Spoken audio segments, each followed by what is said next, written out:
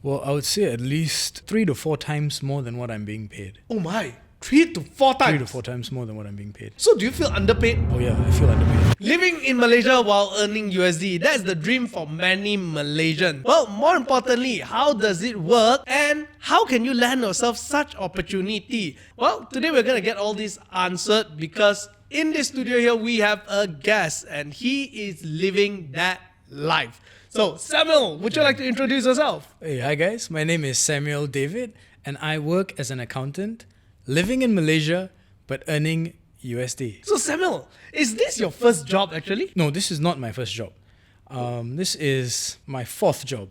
Yeah. And how did you come across this opportunity to end up working for foreign company while still living in Malaysia? On the job that I had right before this one, I made a decision to leave that job because the company wasn't very into technology lah.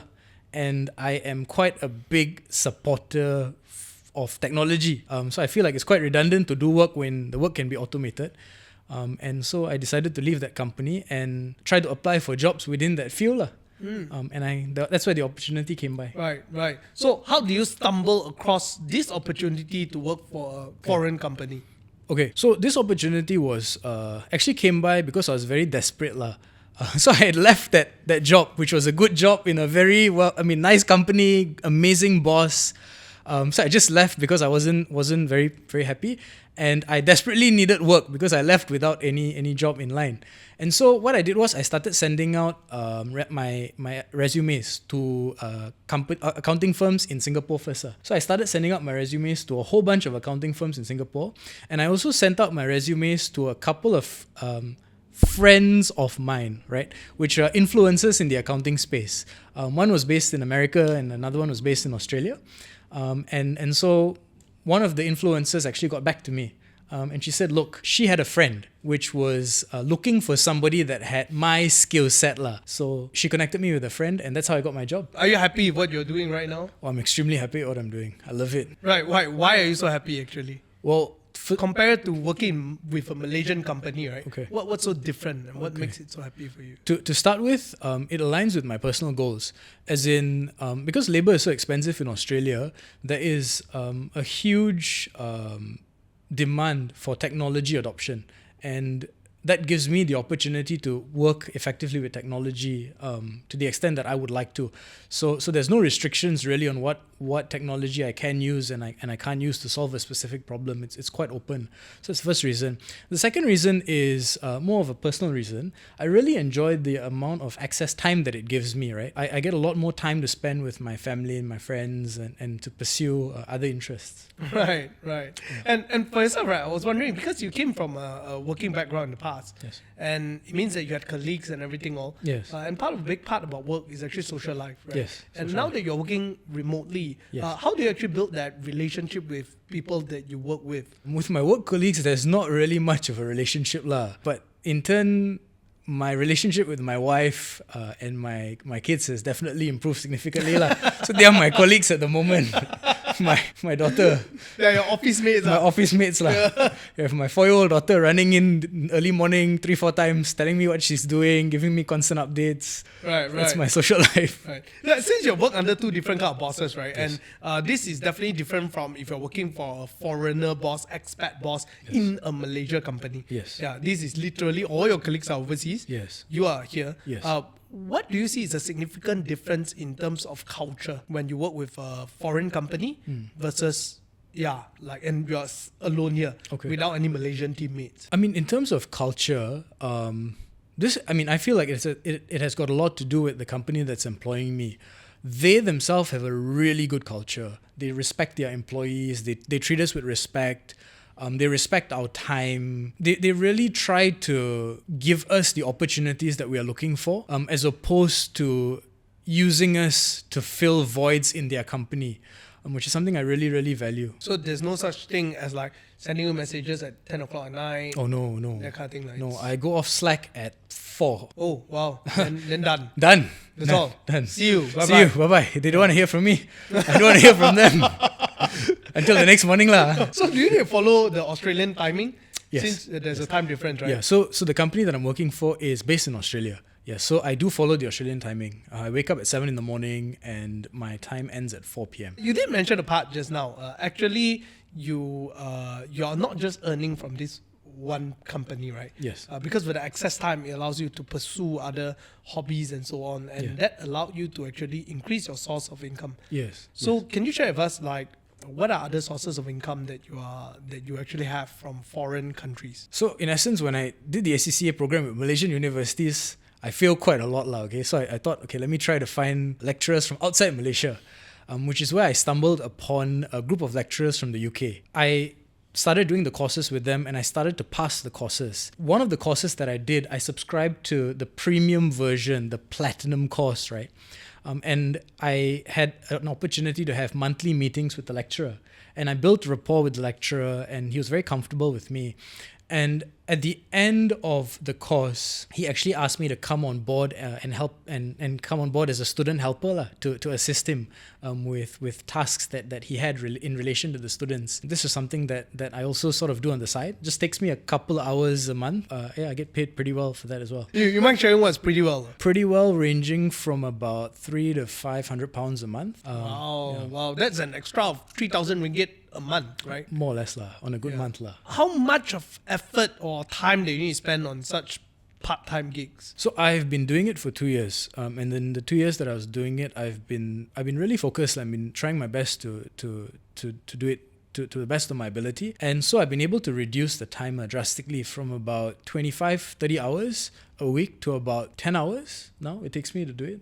Having said that, right, usually when we work for a company, there's also fringe benefits like transport allowance, phone allowance and all those. When you work for a foreign company like that, right, do you get any other benefit aside from salary? No, but I do get 21 days annual leave, which is enough for me. I'm good with that. Give me 21 days annual leave over benefits, I'm happy. I think in the Malaysia setting, generally when we work for companies and in order for us to progress, there's less emphasis on work-life balance in a sense. Yes. I think mainly also because the currency that we have is actually much more lower. So there's a huge need to actually squeeze more out of it in order to pay the staff more, right? Yes, definitely. Which is a philosophy here in Mr. Money TV. Yes. We actually tell our staff that you have to work more because in order for me to earn more and pay you more, we got to work more. But we are very transparent about how much are we earning, and I hope all our staff are pretty happy about it. I did a video about it. You guys can watch it as well. So Samuel, what do you do for the company that you're currently working for? The term for my scope of work is I'm a cloud integrator, to where I connect different pieces of SaaS together to make sure that my financial reports come out in a way which is automatic. I see. So basically you're doing kind of like semi-tax, semi-accounting kind of thing. Yeah, semi-tax, semi-accounting. Right? Or more like tech accounting in that sense, right? Yeah. My question is this, because when you told me what you do, right, I thought to myself that actually it's quite high level. It's not some low level kind of stuff, right? It's not that easy. But the amount that you told me to pay you, in my mind, I think if I'm an Australian citizen, I will be paid a lot more. Oh yeah, significantly more.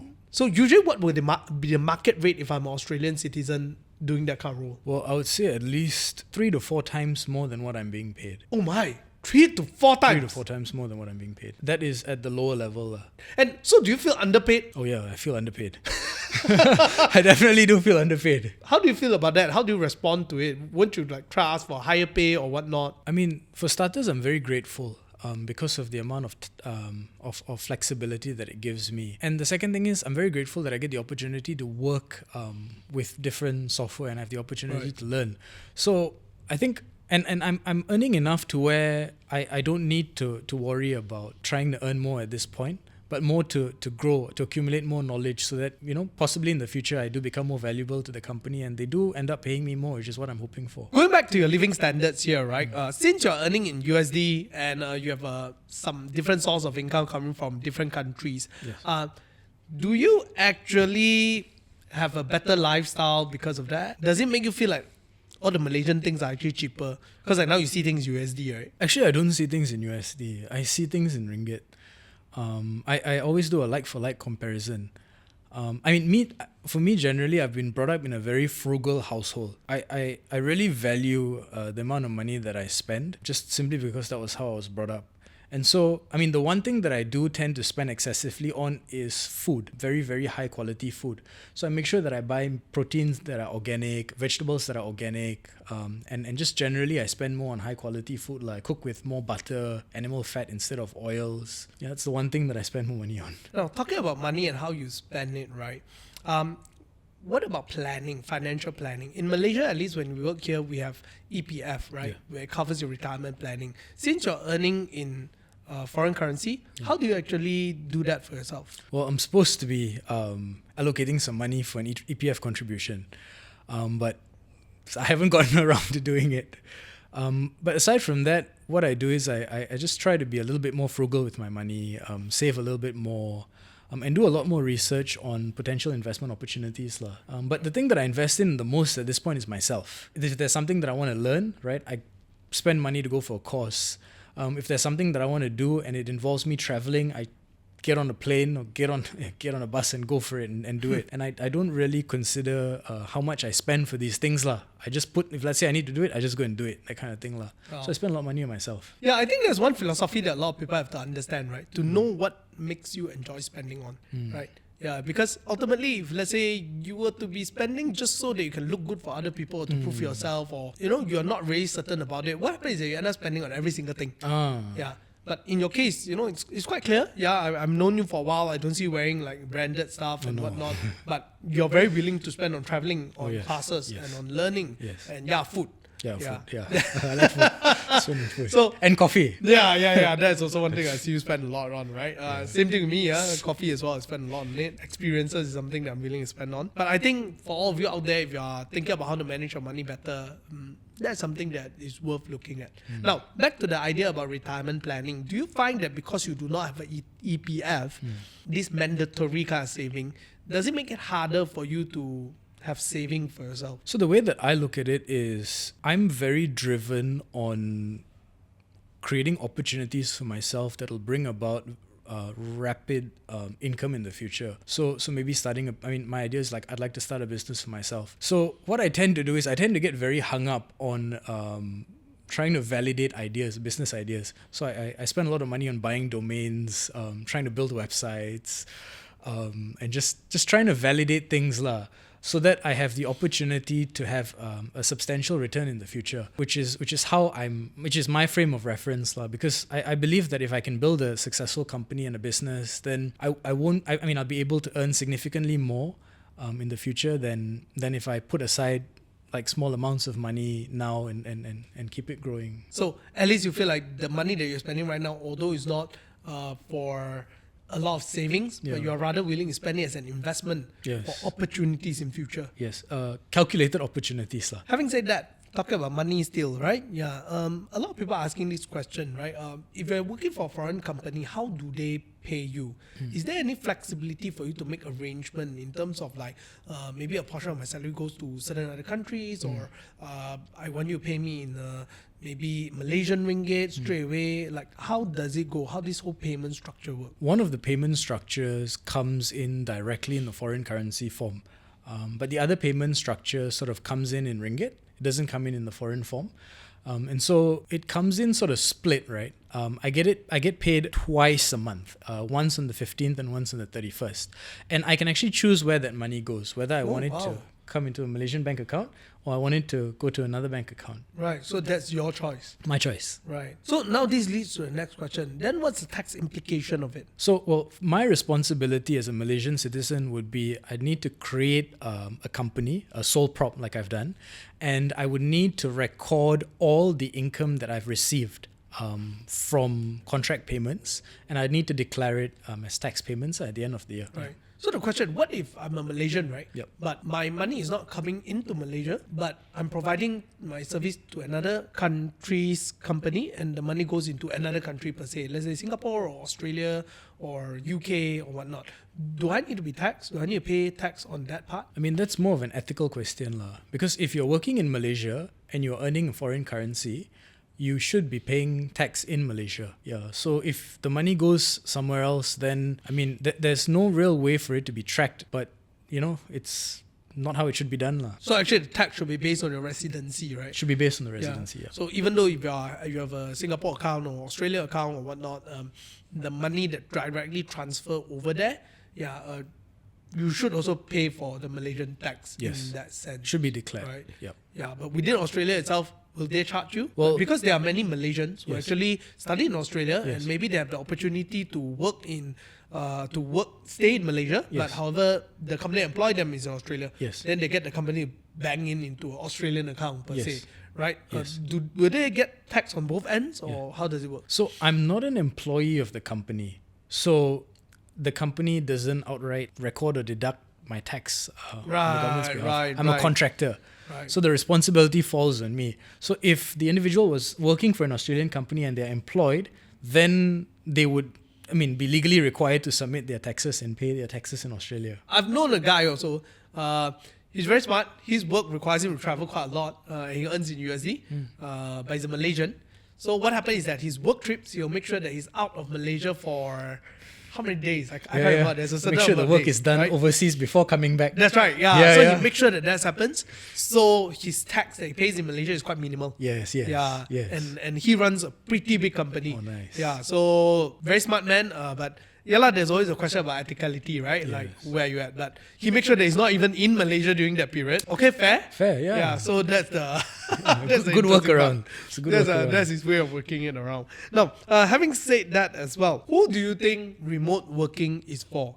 Because I think remote working is not for everyone. There are some people who are remote workers, but they end up don't do their parts, or either they may feel very lonely because there's no colleagues and so on. So who do you think this is for? I think that one very important character that a person who wants to do remote work has to have is they have to be very highly self-disciplined, because it's very easy for the workload to pile up if you're not disciplined, and it's extremely easy to get overwhelmed with the work, especially when work comes in from like America or Australia or another part of the world.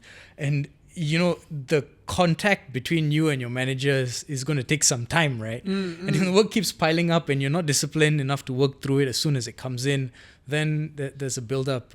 So that's Right. one character trait that's very important for somebody that wants to do remote work. Yeah, I think you also need to be quite independent in terms of learning, right? Yeah. Because there's no one's going to be like hand-holding you straight away, right? So for me, every time I get allowed access into a new software, I tear up all the learning materials that I can. I go through it myself. I read, I watch videos, and as much as I can absorb. Can you say that because of that, generally when a company hires a remote worker, right, in Malaysia, they usually look for more senior people, people who have this quality of I don't need to guide you kind of thing. Yeah. Is that something that you observe as well among your other colleagues or people that you know who are in Malaysia? So I feel like a lot of my colleagues, they have definitely accumulated a fair amount of experience, yes. There are also people that have traveled to these countries before. It's not like they were living in Malaysia and applied for jobs working in these countries. They've gone to those countries, they've worked there, they know the people, they know the culture. And do you get bonus? Yes, I do. I get a bonus. Oh, really? Yeah. 1 month salary. It's kind of like a mandatory bonus. Mandatory bonus. Performance bonus, anything like that, will they have that? No. Performance bonus, no. Are there other companies who give performance bonus for remote workers as well? I'm not very certain, but I know that sales-based companies that hire remote workers definitely have incentives, sales incentives. So for those of the people who are listening outside there, and if they are interested to actually get themselves a remote work to earn in USD while living in Malaysia, how do you think they can land themselves such an opportunity? I had the opportunity to work with these companies because I had acquired the necessary skill set, right? So for me, I can say it was luck. Luck had quite a large proponent to play. Another thing would be to learn how to work with specific software that is used in these countries, right? Like the softwares that I work with are in high demand in Australia and also in America. And so that is the reason why these companies even bothered to hire me in the first place, right? Because when they saw my CV, they saw the names of these softwares pop up. So I definitely say having the opportunity to work with some of these softwares would be a valuable piece of experience to have to get jobs. Oh, that's very smart, huh? actually it means you can actually see certain like software or whatnot that are more popular in overseas, in those countries that you will work in, Yeah. and you get good at it, Yes. and then you apply for jobs with other people, and then eventually they will recommend you for it, right? Oh, yeah. Yeah, it's kind of like I remember a lot of software programmers also tell me the same thing. Yes. Like if you want to work in say fintech, then maybe you should consider Ruby on Rails because Yes. that's a very specialized language for it. Yes. Yeah. Yes. So this kind of stuff they were Yes. telling me. Yes. Yeah. So literally, there's this guy. Yes. He learned programming on Ruby on Rails, Wow. and he just lands job in overseas. That's all. Oh, So very although it's not similar. very common, Java Yeah. is more common if you Yeah. want access entry, but he choose to go for that Yeah. because it's so niche. Yeah. So Yeah. the demand was there. Yeah. So it's kind of like what you did, lah. Yeah, exactly. Exactly like what I did. Yeah. So in your case, it will be unplanned. You just happen to came across that, It just right? happened to turn out this way. It just happened to turn out happened to this turn way. out this way. It So wasn't for planned. those of you who are watching outside there, it can be a planned thing, lah. Yeah, it can be planned. Yeah, it can definitely be planned. Yeah. Yeah, but I hope they stay in Malaysia and bring the money back and pay tax, lah. Huh? Yeah, definitely. Yeah. Please. We support Malaysia boleh. So before we go, any last advice for those people out there who are thinking about living in Malaysia while earning in USD? Well, I would say, yeah, just try. Just try applying for jobs overseas. You never know. And make friends with influencers and people that are in the industry that you're looking to find remote work in. Because that made a world of difference for me. All right, thank you very much, Samuel. I hope you enjoyed this episode, and if you want to apply for some sort of a remote work, Samuel, you have any tips on where to find it? Any website or platform? So I recently came across a very interesting group on Facebook. I think it's Remote Work Malaysia. And I've been following the discussions and the threads and the comments, and I find that there are quite a few people giving really valuable advice and also helping people get remote work on this Facebook group. So you guys can check it out. Right. Thank you very much. See you guys next week.